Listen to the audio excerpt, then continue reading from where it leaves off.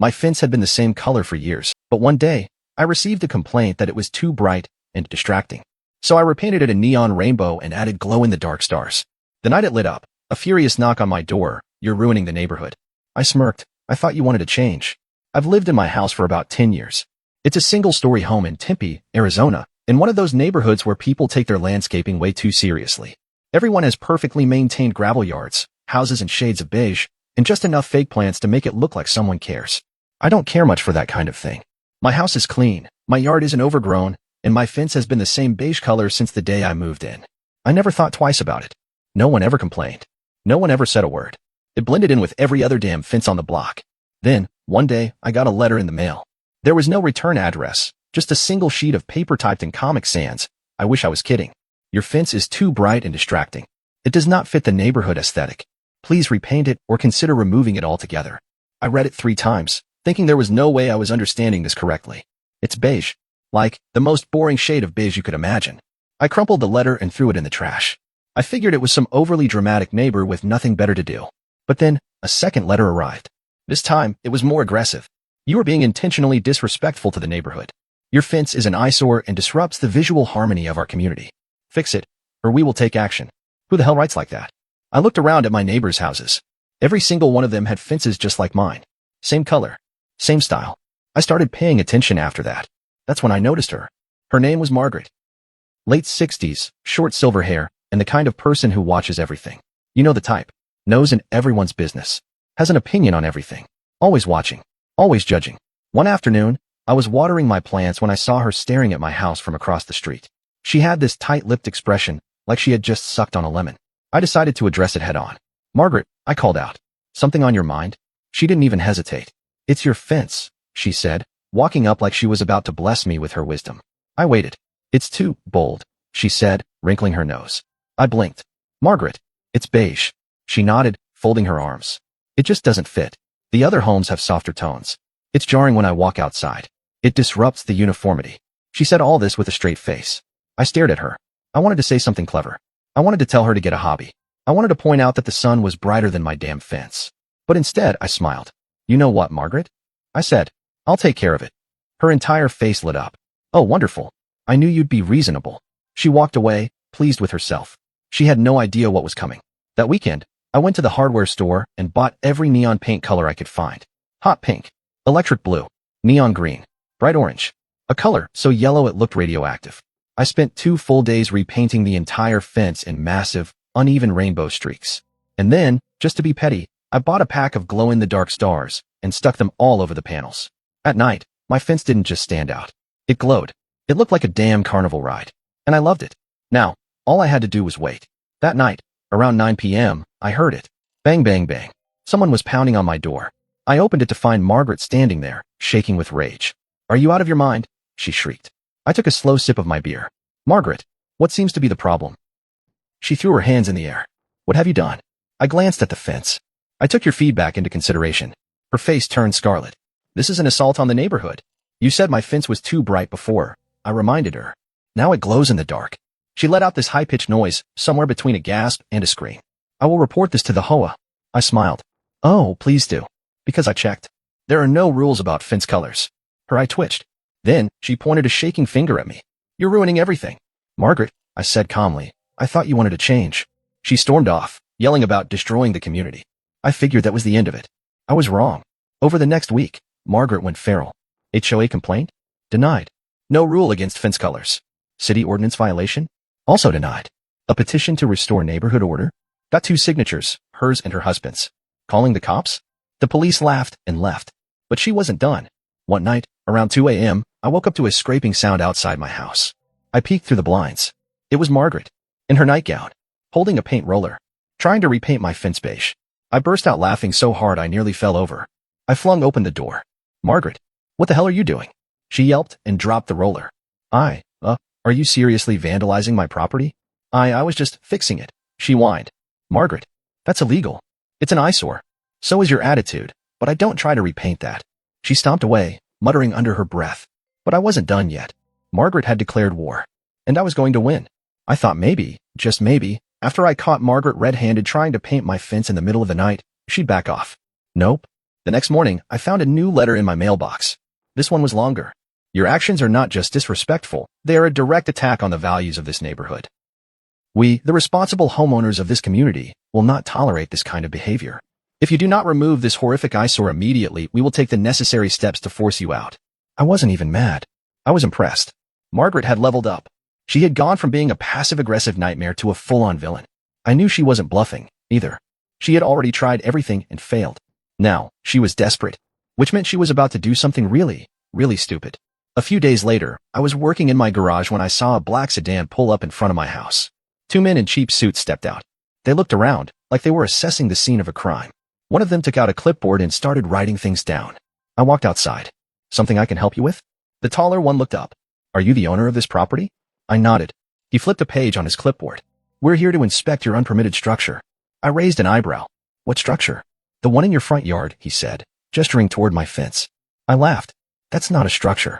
It's a fence. The shorter guy squinted at me. It has been brought to our attention that your fence violates city codes. I crossed my arms. Which code? He hesitated. I smiled. They had nothing. Someone, I wonder who, had probably called the city and reported my fence as an illegal structure. Which was bullshit. I had already checked the rules before I painted it. There was no height violation, no material restriction, and no color guidelines. I could paint my fence hot pink with a picture of Bigfoot riding a unicorn, and it would still be legal. I looked at the men. Tell Margaret I said nice try. They didn't even argue. They just walked away. The next time I saw Margaret, she acted like nothing had happened. But I knew she was plotting. I started noticing weird things happening. My trash cans disappeared. My mail started going missing. Somehow, my lawn got reported for excessive weeds, even though it was rock landscaping. Someone threw eggs at my house. Margaret was playing dirty. But what really pissed me off was when I found a tow notice on my truck. A big, orange sticker slapped on my windshield. It said my vehicle was abandoned and needed to be removed immediately. Now, my truck was legally parked in my own driveway. But I knew what this was. Margaret had probably called some parking enforcement goon and lied through her teeth. I peeled the sticker off and marched straight to her house. She didn't answer the door. So I knocked again. And again. I knew she was home. I could see the curtains move. I knocked harder. Finally, she yanked the door open. She had her signature scowl ready to go. Can I help you? She said, fake sweet. I held up the sticker. Did you have something to do with this? She gasped like I had accused her of murder. Why would you think that? She said, clutching her chest like she was offended. I just stared at her. She held the innocent act for about 5 seconds before her expression changed. You brought this on yourself, she said, her voice cold. I smiled. Margaret, you just made a huge mistake. She narrowed her eyes. Oh, and what are you going to do? I leaned in slightly. You'll see. Then I turned and walked away. It was time to take this to the next level. First, I took care of the tow notice by calling the city. The guy on the phone laughed when I told him my truck was in my own driveway. It sounds like someone's trying to mess with you, he said. No kidding, I said. He removed the ticket immediately. Then, I got to work securing my property. Security cameras? Installed. With motion alerts straight to my phone. Locking mailbox? Done. No more missing mail. Fence lights that turned on with motion? Hell yes. No trespassing signs? Big and obvious. Margaret had tried to fight dirty, but now? She was going to have to work a lot harder if she wanted to mess with me. But here's the thing. I knew she wouldn't stop. And I was right. Because just a few nights later, my cameras caught something insane. Margaret wasn't working alone anymore. I saw 2 shadowy figures sneaking around my yard. They were carrying something. And that's when I realized. Margaret was about to cross the line. After I set up my security cameras, I thought I was ready for anything. I was wrong. That night, just past midnight, I got a motion alert on my phone. I tapped the notification and pulled up the live feed. 2 figures were sneaking around my fence. One was short, Margaret. I recognized her posture immediately. The other was taller, stockier. A man. And they were carrying something. I squinted at the screen. A bucket? That's when I realized what was happening. They were about to vandalize my fence. I grabbed my phone and my keys and bolted outside. As soon as I stepped out, I heard the slosh of liquid hitting wood. Then the overpowering smell of paint thinner. Margaret was trying to strip the paint off my fence. The man with her husband, Frank, who I had never seen do anything but mow his lawn in silence, was holding the bucket. Margaret had a thick brush in her hand, scrubbing like a woman possessed. Are you kidding me? I shouted. They froze. Frank looked at me like a deer in headlights. Margaret? She didn't even flinch. She straightened up, clutching the brush, and said, This was your fault. I laughed. Loud. My fault. She nodded, like she actually believed it. You brought this on yourself. Frank muttered something under his breath. He looked like he wanted to be anywhere else. I pointed at my camera mounted above my garage. Congratulations, Margaret. You're on video. Her confidence shattered in an instant. Frank panicked first. He dropped the bucket and turned to her. Margaret, let's go. Margaret clenched her jaw. No. He's ruining the neighborhood. Someone has to stop him. I took a step forward. Margaret, you just committed vandalism. I could call the cops right now. She stared at me, trying to figure out if I was bluffing. I wasn't. I pulled out my phone. Frank grabbed her arm. Margaret, seriously. We need to go. She wrenched free. Then she pointed at me, shaking with rage. You will regret this. I raised my eyebrows. Oh, you sure about that?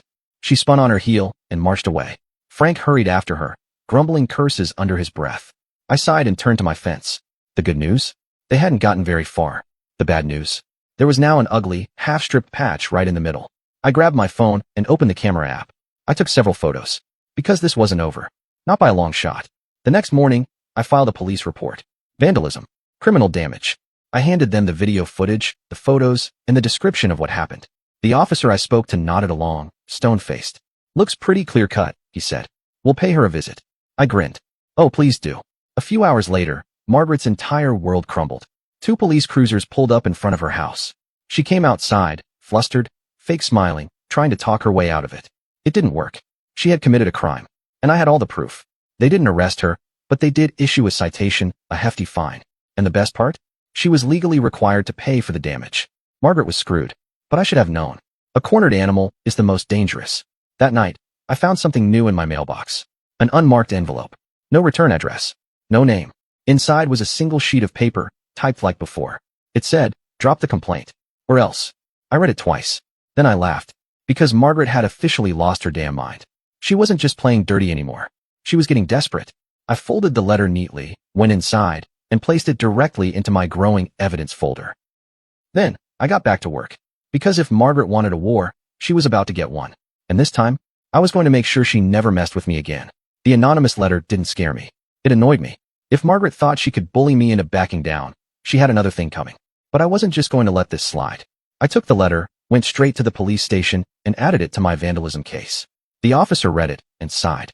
This lady really doesn't know when to quit, huh? I shook my head. Not even a little. The officer nodded and jotted something down. We'll have a word with her. Again. Oh, Margaret was going to be furious. And I couldn't wait. The next morning, I was drinking coffee on my porch when I saw another police cruiser parked in front of Margaret's house.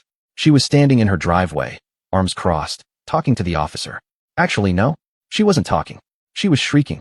I couldn't hear the words, but she was furious. She kept pointing at my house, stomping her foot like a toddler throwing a fit. The officer looked bored out of his mind. After about 10 minutes, he said something, tipped his hat, and walked back to his car. Margaret stood there, fuming, hands balled into fists. Then she turned toward me, and I swear she looked like she was about to have a stroke. I smiled and raised my coffee cup in silent victory. She stormed inside. I thought that was it. I was wrong. Margaret was about to do something stupid. That night, I got another motion alert on my phone. I sighed. Not again. I pulled up the live feed, and my jaw dropped. Margaret was outside my house, with a hammer. She was standing at my fence, her body tense, gripping the handle so tightly her knuckles turned white. She was about to destroy my property. I grabbed my phone, hit record, and walked outside. Margaret. She froze. Slowly, she turned toward me. Her eyes were wild. You, she hissed. I raised an eyebrow. Me? You ruined everything, she spat. This was a nice neighborhood before you came along. I laughed. Lady, I've lived here for 10 years. You're the problem. She gripped the hammer tighter. Margaret, I said, stepping forward, you do know you're on camera, right? Her eyes darted to my security camera. Her whole body stiffened. Then I held up my phone. And I'm recording this, too. Her face went completely pale. I smirked. Do it. Swing the hammer. I'd love to add destruction of property to your little crime spree. She shook with rage. Then she did the smartest thing she had done all week. She ran. She dropped the hammer and sprinted back to her house, slamming the door shut behind her. I stared at the hammer, then at my phone, which had caught the whole thing. And I smiled. Because this was going to end her. The next morning, I walked into the police station and handed over the footage. The officer watched it, sighed, and said, all right. That's enough. We're pressing charges. It was beautiful. That afternoon, 2 police cruisers pulled up in front of Margaret's house. This time, they didn't just talk to her. They arrested her. She was screaming the entire time. You can't do this. I'm on the whole aboard. The officers didn't care. They put her in the squad car and drove her away. The whole neighborhood watched in stunned silence. It was the best day of my life. Margaret was charged with vandalism, harassment, and attempted property destruction. She had to pay fines and legal fees. But the best part? She was forced to resign from the HOA. Without her, the HOA actually loosened up. No more crazy rules. No more random complaints. No more Karen dictatorship. And a few months later, Margaret sold her house and moved. No one was sad to see her go. And my fence? Oh, it's still neon rainbow. And it still glows at night. Margaret lost. And I won.